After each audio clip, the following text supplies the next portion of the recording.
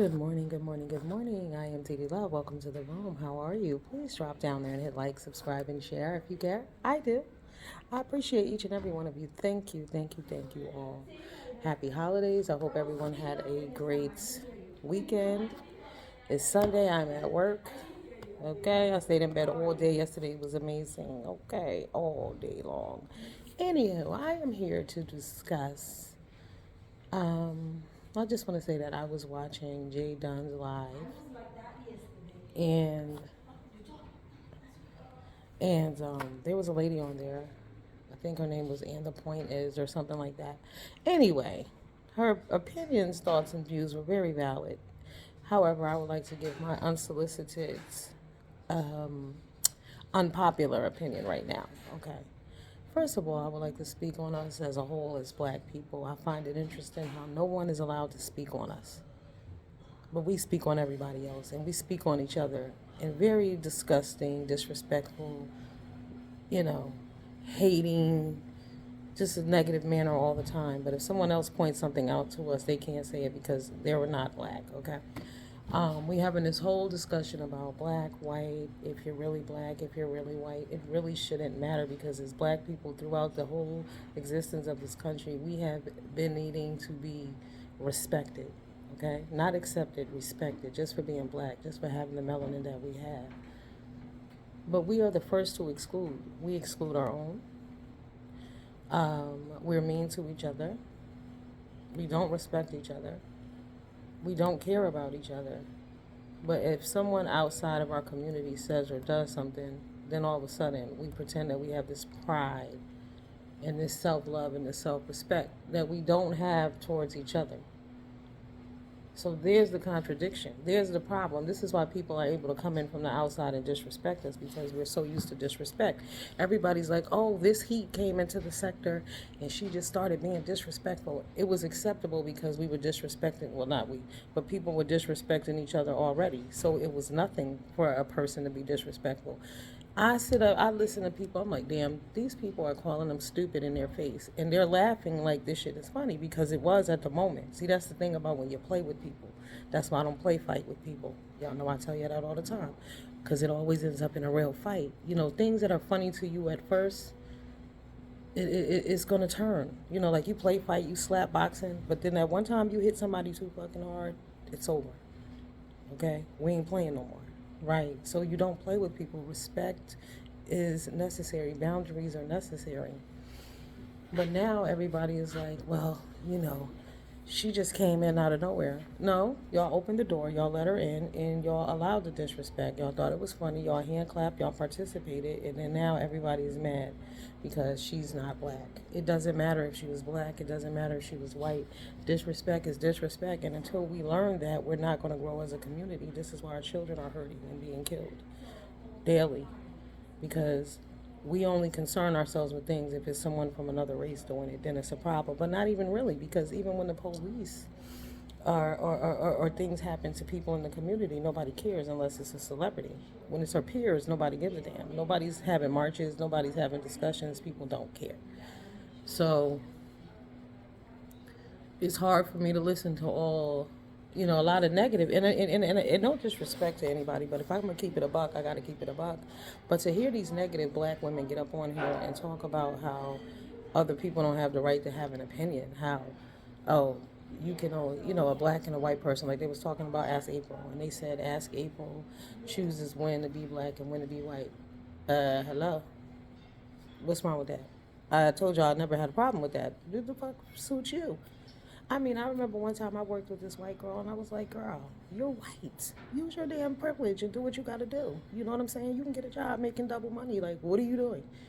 You know? You dragging yourself around like some hood rat. Fix yourself up to look like a classy white woman. You'll get a job. That's why I have employment all the time. It's about how you carry yourself. You know, everybody's on the skin color and the skin tone. And even for me, I consider myself dark skinned, pecan tan, but other black people tell me that I'm not. I don't give a shit what they say. I know what I look like to me. Okay, I'm pecan tan. I am cocoa brown. That's me. But you know, I don't look at anybody any different. But we overall, as a community, as a whole, very disrespectful to one another. Very disrespectful. And nobody ever addresses each other about the real disrespect that's going on amongst the sisters, right?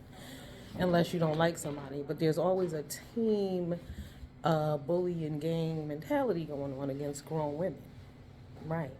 So allegedly, this is about Miss O being bullied about her skin color, even though, and then I hear people saying discussing things about Shish Trish. Shish Trish been out here and they've been saying the same shit about Shish Trish. I've known Shish Trish way longer than Miss O, so you know, it is what it is. But it comes back down to self love too. If you love yourself, it is what it is. Like motherfuckers call me fat all the time. I don't give a shit. I love me and my fatness because I know what it takes to maintain this and keep this. And I didn't get here by accident. It happened, but I was living my best life. I was eating some good food, honey. Okay. So yeah, you have to do, and it's basically for me. It comes down to just doing the right thing and treating all humans with respect. I don't care where you're from. Everybody, if you respect me, I'm gonna respect you. Period. Point blank. And it is what it is. But we go too far with that whole, oh, they're not black. Because for me, I have biracial nieces. So, am I not their aunt? Are they not a part of me? Like, what do you mean? You know what I'm saying? Like, come on. How does that work? So they're not really my nieces? They're not really part of our family because their mama white? I don't think so. I don't see them that way. We love them regardless. We're not looking at them saying, "Oh my God, they're only part black." That never crosses our mind when we see them. You just see your niece, and that's that. Period. So all it is, oh no, they're this and they're that. And believe me, it's not easy being biracial. The same way it's not easy being gay. The same way it's not easy being black. This is why I never understand why we have all these debates about treating people fairly and this person doesn't deserve this and we're not accepting this, but we all need to be accepted. Gay, biracial, and black.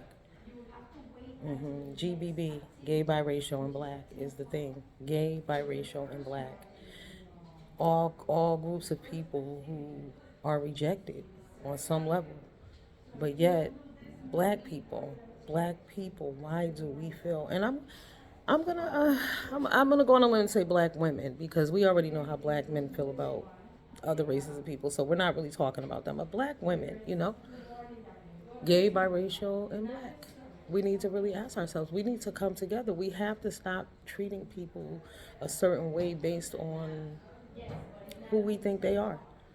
You know what I mean? Like I said, gay people get rejected. Biracial people are getting rejected. But biracial people don't have a voice. They don't. And then when they try to have one, they get told that they don't belong to either group. Can you imagine that? How fucked up that is? The same way with Brittany Griner. Y'all talk all that about Brittany Griner, but has America been kind to Brittany Griner? People say that she deserves to be in a Russian prison because she didn't stand for the Pledge of Allegiance and bullshit like that. But at the end of the day, has America been kind to Brittany Griner? Brittany Griner is a biracial, gay woman who is 6'9", who looks like androgynous, male or female. Do you all think America has been kind to her? No. Right. So the white people are not standing for her. The black people are not standing for her. She's biracial. But y'all don't see nothing wrong with that. Gay, biracial, and black. Gay, biracial, and black. We all need to be standing together. Seriously, because like I said, the biracial people are in a funky situation in a country where black and white has been an issue since the existence, baby. Okay. Racism and slavery is real. So imagine being on both sides of that fence. It's not an easy place to be, but as black people, we only care about our own experience. We don't give a shit what other people go through. We don't care. Because we don't care what each other go through. These are hard discussions that we need to have. I don't come here to disrespect anyone, but I definitely come to offend a little bit, to make you think, to make you go, fuck her, what is she talking about? Right, what am I talking about? I'm talking about gay, biracial, and black.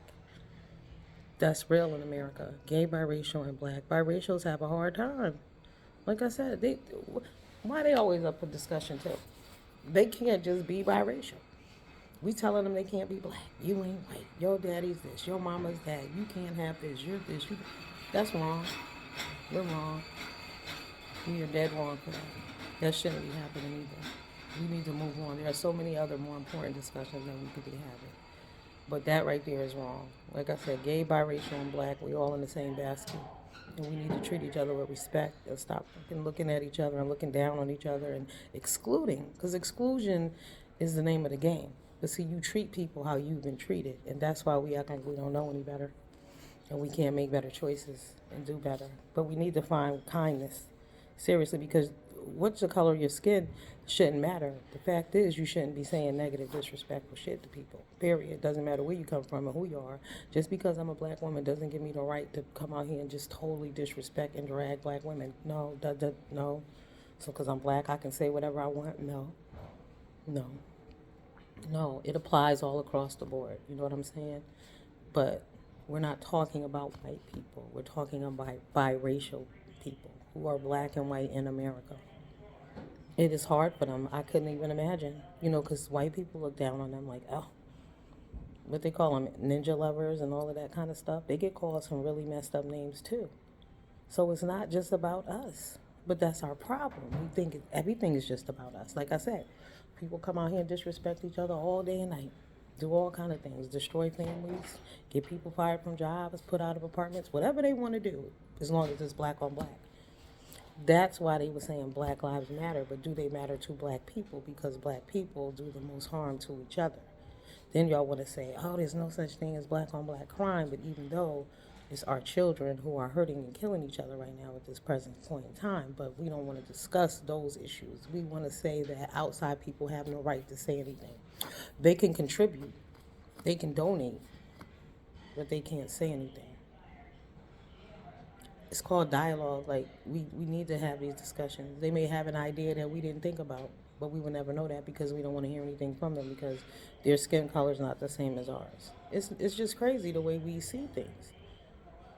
It's crazy. Like I said, y'all say Cardi B is black, but y'all don't call J-Lo black. Huh? Go figure. Why is it that Cardi B got to be black? Because she's a rapper? Because she would Offset? It makes no sense. Like, this doesn't make sense. She can speak on black issues, though. Yeah. Right. Y'all allow her to speak on black issues all the time. But why? Do tell. Does she really know? She was a stripper in a strip club, but what does she really know about being a black woman in America? But y'all allow her to speak on blackness all the time because she's ghetto and ratchet. And as a society, we have equated ratchetness with being black. Let's keep it a buck. We've equated being ghetto and ignorant as fuck with being black. And that's why people accept what she says. Right? I ain't lying. Right. See, we have a problem here. These are discussions. I'm glad that these discussions are being had, though. Excellent. Those are great topics. That was a good discussion over there on the panel, but we need to keep it real. We can't have the same people keep coming up there talking about things because you're never going to get a different opinion. That's why it was good that Jay Dunn invited that lady up there. I don't know. Well, in my opinion, some was her name. Y'all go over there and see.